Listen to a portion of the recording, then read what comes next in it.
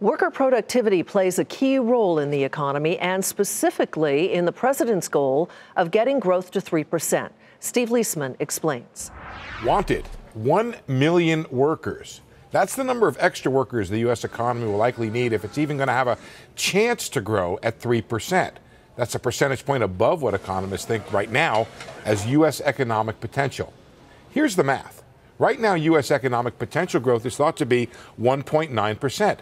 Half a point of that comes from workforce growth, and 1.4% comes from productivity. That is, American workers getting more efficient every year.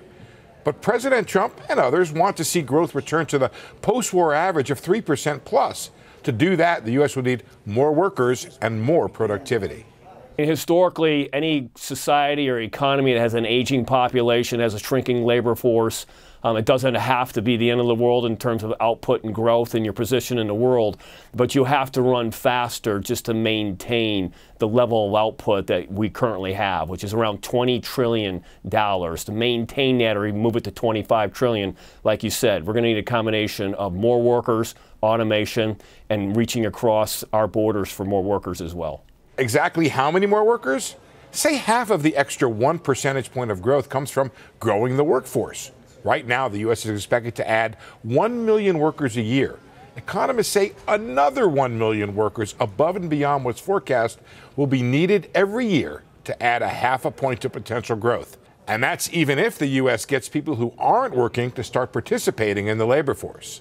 Conrad de Quadros of RDQ Economics says it's really difficult to get this additional labor via higher participation rates because of the aging of the population.